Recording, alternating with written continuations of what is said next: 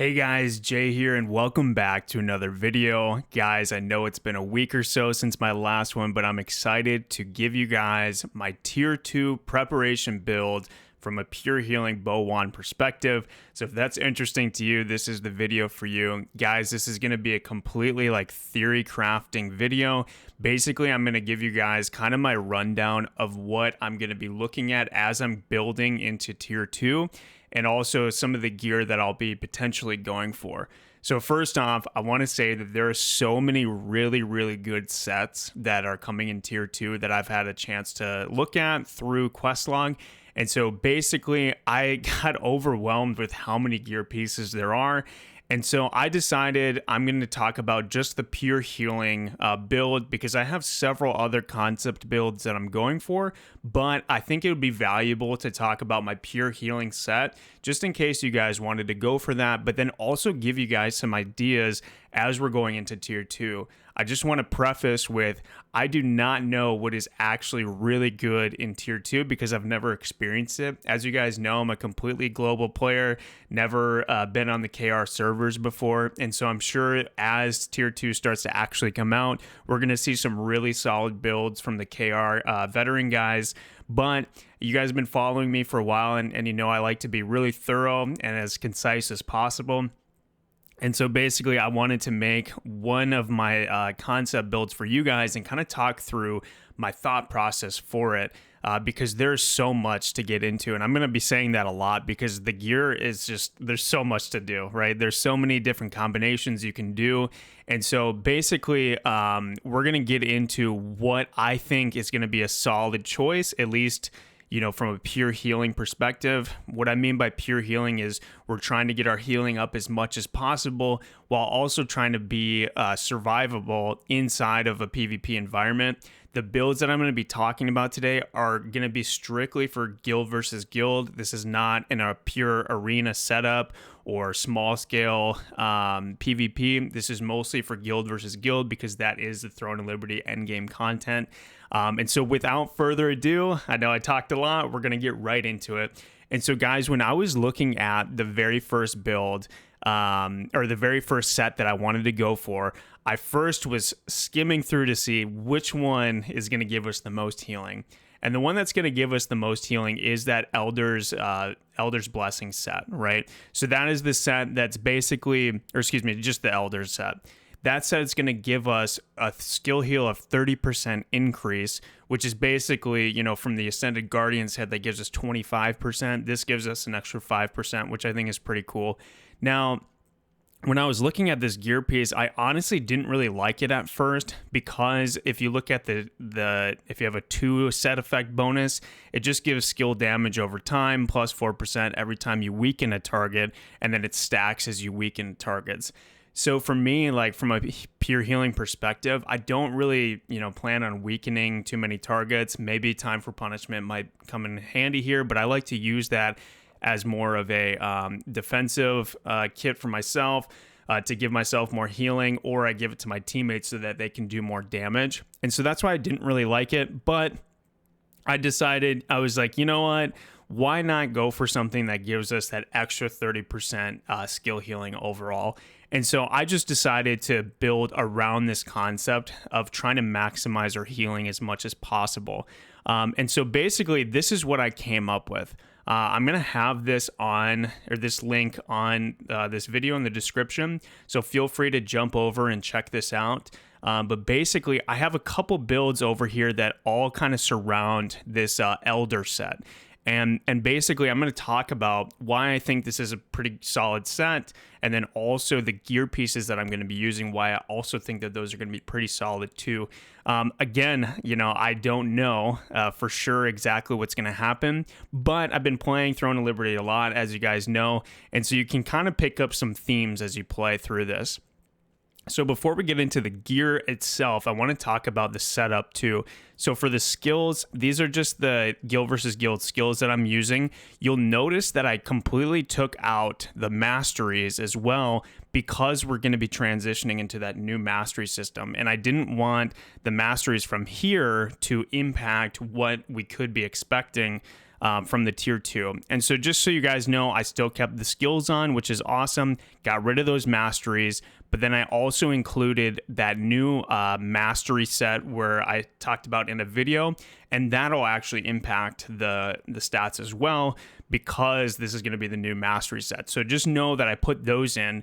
And then with that too, I'm pretty sure we're going to be getting the artifacts. And so this set does have an artifact section as well, which I will be talking about in the video. I've never used artifacts before, and so it was fun looking through this and theory crafting. But really, guys, when I'm going through this build and all these sets and things like that, I want you guys to basically give me a little bit of grace, if you guys don't mind, because, you know, there's so many gear pieces to talk about, so many things to go through, but I've been able to kind of pick up some common themes that I've been experiencing in tier 1, and so I think that those will translate into tier 2. So really, this is kind of a community thing that I think we can all start, like this community conversation. So if you guys have any suggestions on what I should be doing, what you think should be the best build as we go into tier 2, please leave that in the comments below, because I want this to be a discussion rather than an argument of what's better. Because like, unless you've been playing, you know, on KR and things like that, you know, we all really don't know what's going on with tier 2 in terms of what's going to be meta and things like that. However, I will say that even if you are in KR, some things didn't really translate as much onto the global. For example, melee evasion on global was super strong because of how strong greatswords were, and now spears too.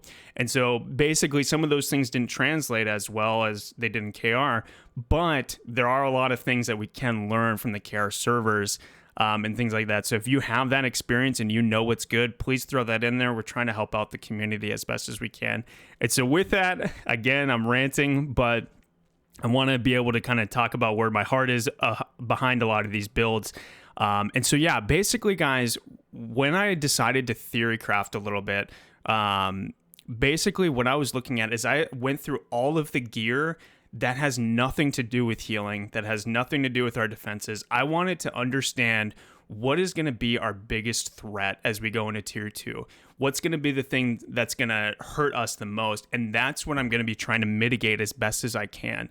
And so basically with that, you know, not only what are we trying to mitigate, but we're also trying to understand what are our teammates going to possibly do with their sets and how can we enable them? And so there's a lot to think about when you're being a pure healer of how can I support these guys the best that I can? And so, basically what I've learned from that, I'll just give you guys a TLDR, is that there's a lot of hit chance coming in. There's a lot of critical damage that's going to be coming in as well. And so basically with that, I have found personally that endurance is going to be probably the way to go. I think going like a pure endurance set, forgetting about evasion from a bow 1 perspective, I think is going to be pretty wise, because there's going to be so much hit chance and you're going to have to invest so much more. The thing with endurance that I really like is that endurance is always effective. So basically, no matter how much you know, critical damage they have, no matter how much hit chance, whatever, endurance is going to be able to mitigate some of that crit damage, regardless of how low or high your endurance is. Now, evasion, on the other hand, you have to have more evasion than their hit chance for it to be very viable. Yes, it'll still work to an extent, but if people are cranking out that hit chance, you're going to have to increase your evasion to make it effective. And when you start taking a lot of damage from different sides, and especially in guild versus guild, you're going to find that, you know, you're going to get a lot of damage on you, more than you can handle. And so I recommend going the endurance route when you guys are making your builds. And so that's going to be what this is centered around, is a lot of endurance. On top of that, another big thing that we've noticed, and everyone knows it, is Flash Wave and Tornado. Those are the biggest threats in guild versus guild. I don't know if they're going to make any changes to that. Though, like, just the tornado alone can mess us up. And so how we're going to mitigate that too is we're going to be going into a lot of collision resistance, because we want to be able to, you know, mitigate that as much as possible. You do not want airtime when you're a healer, a pure healer, especially in guild versus guild, even in small scale arena. And so we want to be on the ground as much as we can. So we're going to do that as well. Also, the spear is insanely strong. Like, as we all know, spear dagger just destroys people. So the more crit reduction we can get, the more endurance we get, the longer we'll be able to survive. And with that too, there are a lot of stuns that happen, as you guys know. So we're going to be building a lot into our stun resistance. And so I wanted to give you guys kind of the overview of my thought process as we're going into this.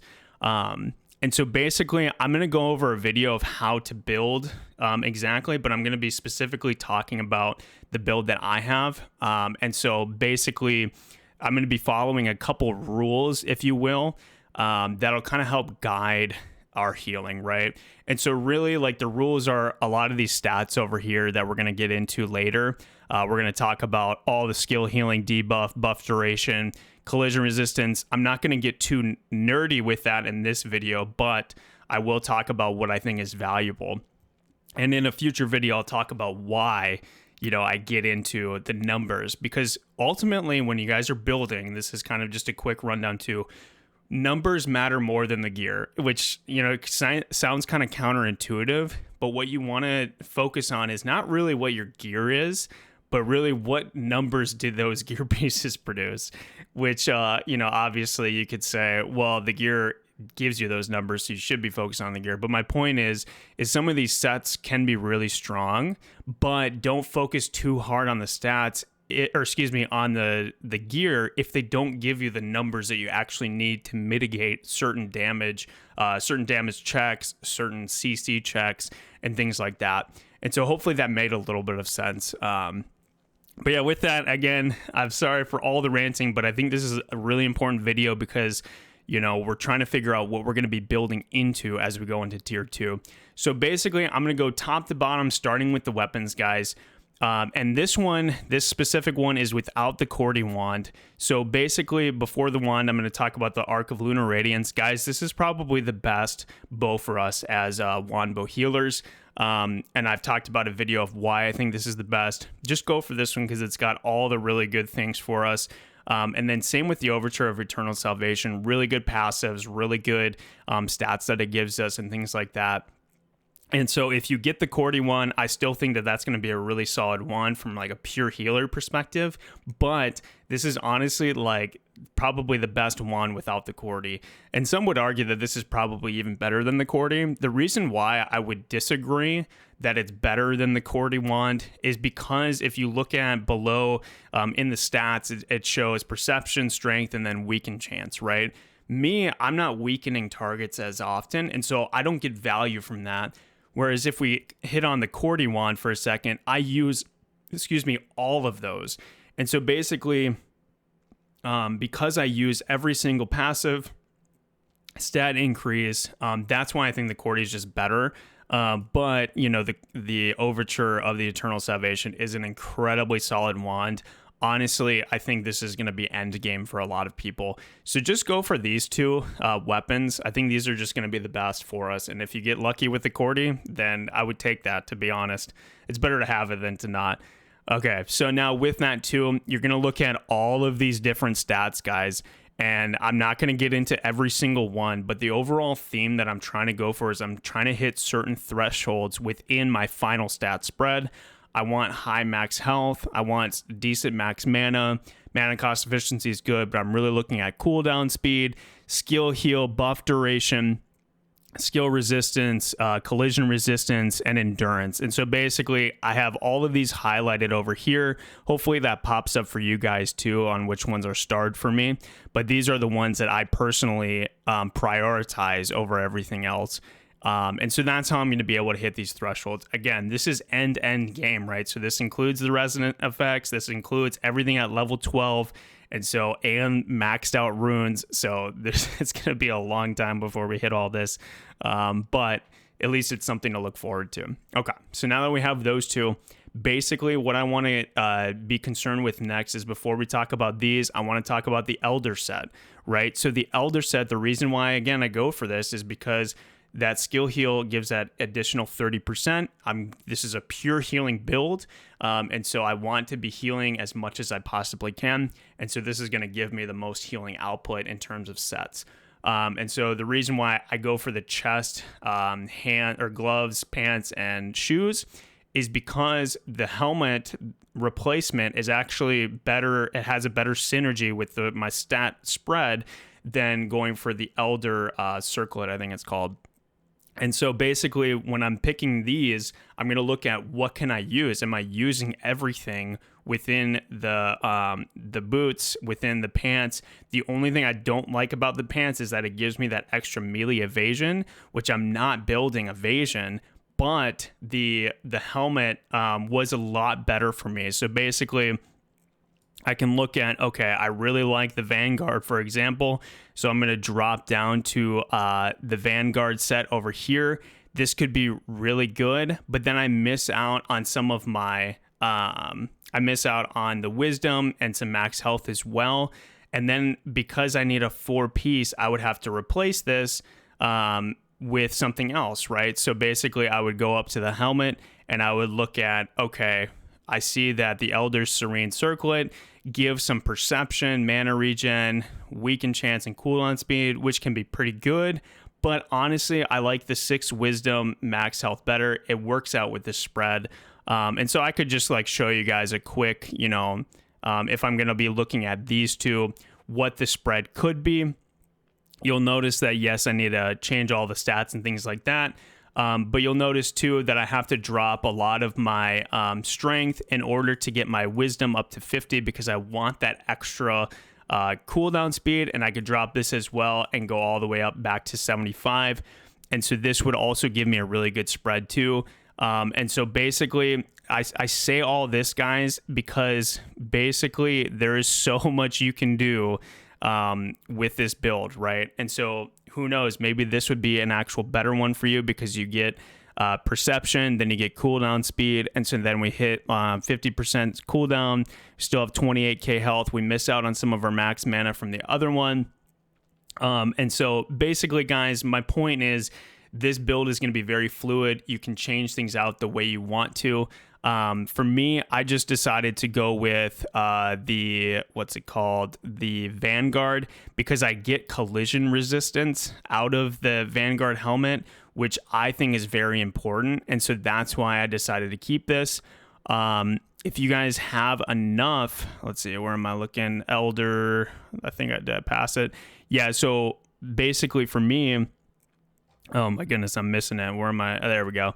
Yeah, and so basically for me, when I'm looking at, okay, what is my, there we go. I think that's right. When I'm looking at, what are my most important resistances, I think collision resistance is solid. And so again, you could switch this out for the pants, for the Vanguard pants as well. I just really like that extra collision resistance to reach or to surpass 900, which is kind of like one of the main stats that I'm going to be going for. So again, I say all of this, right, because I want you guys to be able to recognize that, hey, you can switch out as much as you want with this build, right? You don't have to stick to one thing, but this is kind of what I found to be pretty useful. Okay, so just saying that, you can switch these out however you want. So we have all of the Elder sets, right? And these give us basically everything that we would want from a pure healing perspective. We get wisdom, hit chance, crit chance, bonus damage, all this fun stuff. And so that's why I'm going to be rocking with these 4 pieces. Moving into the helmet, I talked about it briefly. It gives us fortitude, wisdom, max health, and collision resistance. I really like collision resistance because we're able to dodge a lot of those tornadoes. And really where I'm getting like these thresholds of like 900, for example, I'm at like 965, which some might say that's overkill. But if we go into over here on Max Roll, they have done an awesome job. Eli, which is, as you guys know, probably one of the best healers in the game, has come up with all of these different resistance calculators for us. And so, which is just awesome. And so basically, which I think the collision one's on here somewhere. Oh yeah, well here's the cooldown one. But yeah, so basically, there are collision resistance calculators on here. And so basically for me, I'm going to go for 900 because that mitigates our collision resistance. And I think we only have like a 30% chance to get hit by a tornado, versus if you had 500, you would have like a 70% chance to get hit by it or something like that. And so that's why I went into more collision resistance there. With the collision resistance, I'm going to be going for the Grieving Vengeance Cloak, because this gives us a lot of melee and range defense, stun resistance, collision resistance, and mana cost efficiency. I think this is just a really solid one overall. We get more mana, which is awesome too. And honestly, I think I messed up some of my stats here. And so basically, I'm going to just refresh the page real quick to make sure that I get all of my stats back to where they were. Okay, sweet, we're all refreshed. So basically, I want to make sure that I get some of that. Max mana, which is fine. Skill damage resistance is going to be huge in tier 2, guys, because there's going to be so many strong abilities. So try to build into that. And then with the stun and collision resistance, we get those two are the best for us, in my opinion, in terms of resistances. Okay, so now I've talked about all of these. We're going to move into the necklace as well, Moonshadow necklace. So I love this one because it gives us cooldown speed, skill damage resistance, perception, wisdom, magic defense, max health, all these really good things for us as healers. And it helps us hit these stat thresholds, which is really nice. So that's why I'm going to go for that one. And then Song of the Night Sky bracelet. Again, we get so much endurance, we get so much perception, max health, and all these great things, right? Gives us the stun resistance inside here too, with skill damage resistance, which increases everything overall. And so that's going to be the one I'm going to be going for. Now, the Black Anvil Obsidian Ring, I truly think that this is our best in slot. So if you've taken anything from this, our best in slot are going to be the weapons here. And then this ring for sure is going to be our best in slot, because this just gives wisdom, perception, strength, and heavy attack chance, which is really solid for us as healers. And we're able to hit certain thresholds with that too, which is just awesome. So I'd go for this if you can. And then also the Paladin's Ring. The reason why I went for this one is because it gives us base endurance for all of our endurances. Plus it gives us wisdom, strength, and hit chance, which is just awesome, again, as a healer. And then finally, this is an Arc Boss belt. And, you know, again, I'm over on quest log over here, and we go all the way down to the belts. And basically, from what I understand, let's see, the belts right here, the Paladin's belt, it says it's on Nebulan Island, and it's a Arc Boss belt. So I put that in here, but to help you guys out, I do have one without any Arc Boss gear at all. Which is really nice because, you know, who knows if any of us are going to get these Arc Boss. I know some of us will. And so basically I do have one that has no Arc Boss gear at all. It has Field Boss gear because I believe the chest and the boots from the Elder set are Field Boss gear. So it's going to be challenging to get, but it's still way more possible than Arc Boss, right? And so the reason why I go for the Paladins, though, is to talk about that. The reason why I go for the Paladin is because, let me click that, boom, is because it gives us endurance, perception, max health, and damage reduction, which is just really nice, too. And so that's going to be kind of my quick rundown of my pure healing actual gear that I'm going to be going for. Again, I have made a QWERTY version of this as well, which does include the Elder Serene Circlet, and then also it switches out for the Vanguard gold armor as well. And again, that is mostly to reach these stat thresholds. So you guys feel free to play around with that. Again, you could switch the pants out maybe instead of the chest, and then you'll be fine there. But yeah, so then I also have one with the Fell Tree Belt. The reason why I have one with the Fell Tree Belt is this another Arc Boss belt. If you end up getting this, you could go for this as well, because we'll hit even higher wisdom, which just gives us even more cooldown speed, and then also gives us more mana too, which is really nice. And then finally, we have the no Arc Boss gear, which I was just briefly talking about. And this is something that is probably going to be more practical to go for.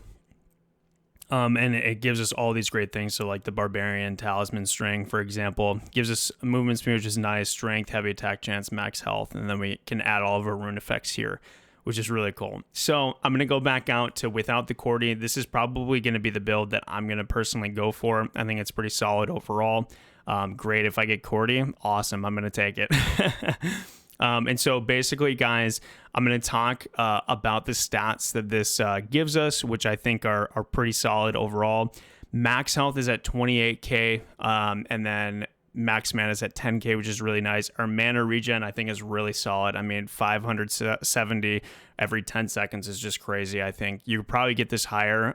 Some of these gear pieces, I put max mana instead of mana regen, but I like having max mana because it gives us a greater threshold of mana, or greater pool of mana, and then also we're able to get more healing out of that too, off of our passive. Oh, and one thing I did want to talk about too, I forgot about this, is I wanted to hit 60 perception. The reason why I want to hit 60 perception is because in our masteries, there is one of our, I think it's in the bow. Yeah, in our bow, for every 10 perception, we get melee endurance. We get melee endurance increased by 24. And so we have 60 of that. So basically we're going to get more endurance. And so that's why I want to go for the 60 perception. Plus we get more hit chance, which is really nice. Okay, so back to the skills again. Mana cost efficiency, roams at 25%, which is crazy, which is awesome. That means we can use our spells more efficiently. And then really for the cooldown speed, guys, so this is going to go back over into these calculators over here. So basically we want to look at this right here, which kind of gives us an idea of what we want to go for. Essentially, like, the rule of thumb, in my opinion, is if you're able to get 50% cooldown speed with that 33% cooldown reduction, I think that is like the best case scenario if you're able to hit that. Getting 30% cooldown reduction is just really insane. And then you start to see essentially like a diminishing returns the higher you go. So I wouldn't recommend really going for higher cooldown speed past 50%. If you can get it comfortably and that's a build that you're going for, absolutely go for it. But as you can see, it really starts to drop off. Now, again, the sweet spot I think is like 50%. And so my builds have around 45 to 48%. If you have the Cordia, it goes even 53% or 51%. Which is really nice. But really, this is going to be the sweet spot. I think anywhere from even 30 to 50% is going to be like your range that you should typically go for. And it's because we get that cooldown reduction, which is just really helpful for us as healers. Helps us be able to spam our healing a little bit better. Okay, and then looking over at, our cooldown speed, again, we talked about that. So the skill heal, really high, right? We're at 119%. Again, kind of take some of these numbers with a grain of salt, unfortunately, because sometimes they don't translate fully over. And with that too, guys, I'd switch this over to the Korean, server, the Korean setup. And so basically some of these numbers might be inflated or deflated, which kind of is unfortunate, but this is kind of the best way I could do this. And so anyway, 120% skill heal, which is awesome. Again, if you go for the Cordy, you get a little bit less, you get a little bit more with the Fell Tree. And then even with the no Arc Boss gear, we're still looking at really good skill heal overall. Okay, so now buff duration, guys, again, I'm going to look at these formulas, and realize, okay, which one should I be going for?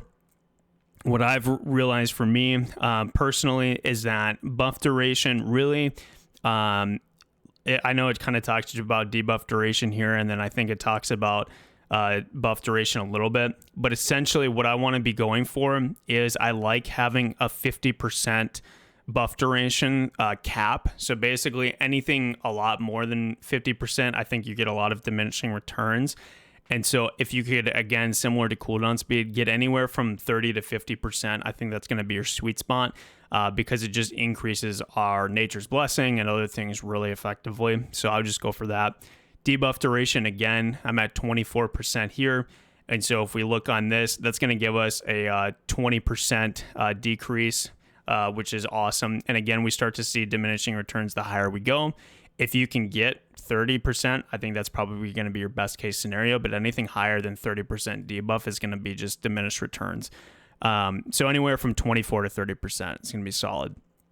Collision resistance, guys. So as you guys know, tornadoes are just incredibly powerful. And so if you're able to get as high collision resistance as possible, it could be good. But what I ended up doing is, let me see if I can find it here.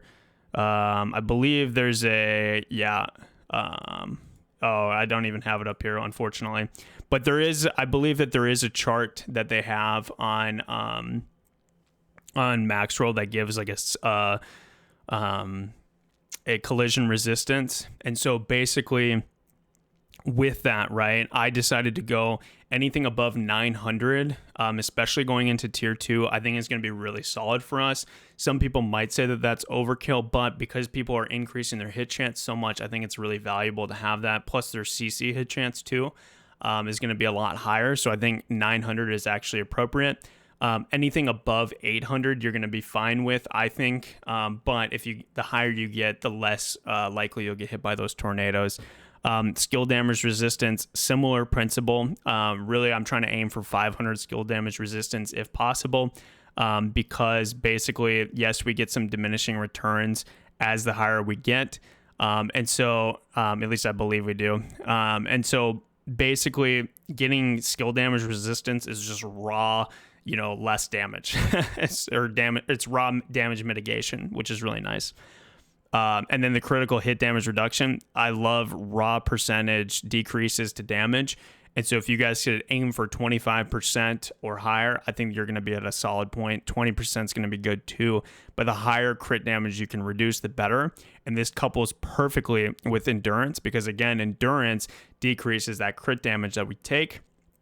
This is an even spread across, almost a fully even spread across all three endurances. We are a little bit weaker on the magic. And realistically, our biggest threat, again, is going to be those flash waves. So you could increase your range endurance to above 2K, which I think would be pretty solid. But you would be missing out on some of the melee endurance. And if someone dives you, I think it's important to have a lot of endurance as possible. And then also with our melee defense, range defense, all of our defenses, right, we're just going to be taking raw decreased damage, which is just really nice overall. So go for that too. Stun resistance works similarly as the collision resistance too. So again, I was able to get this above 700, which I think is pretty solid. I would rather invest into collision resistance than stun resistance, but having higher stun resistance is really helpful, especially in guild versus guild when people are trying to backline you. And so, yeah, guys, like this is kind of my setup. I really hope this kind of helped you guys out. I wanted this to be more of a discussion. Oh, and also before I conclude too, I talked about the skills a little bit. And finally, yeah, that's right. Can't forget about the artifacts. So the artifacts, guys, there's so many different artifacts to check out, right? Like, I mean, like just look at all this or look at all these, right? There's so many different things. The ones I landed on, we're going for the two-piece of the Ancient King. And the reason why I did that is because it gives us that max health increase. And then also we get that set effect of max health going by 1500. So which one? Yeah. So these two I have as the Ancient King.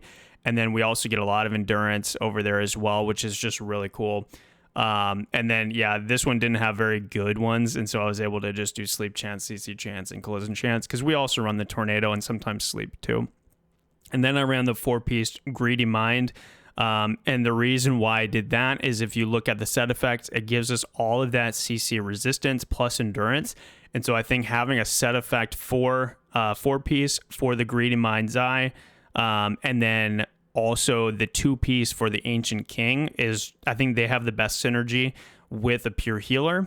And then also if you look at the passive for this as well, one, it gives us all that collision resistance, which is crazy. And I don't really know how these numbers translate, effectively, but it says if affected by bind, collision, petrification, silence, all that, the user's skill damage resistance increases by 70 up to 3 stacks. So we can get, over 200 skill damage resistance, which again gives us a lot more survivability if we do get tossed in the air or if we get silenced and all that or stunned. So yeah, guys, again, I don't really know fully how these work, but this, just from looking at the stats, this is the best I could come up with. Looking at the Immortal, Wraith Armor, and the Scheming Gaze, those are going to be the passives that we go for. It gives us endurance, CC resistance, and then the max health. And unfortunately, I wish I had more information for myself on how to do these better, but that's just kind of what I came up with. And then finally, you guys saw my mastery build video. So hope that helped.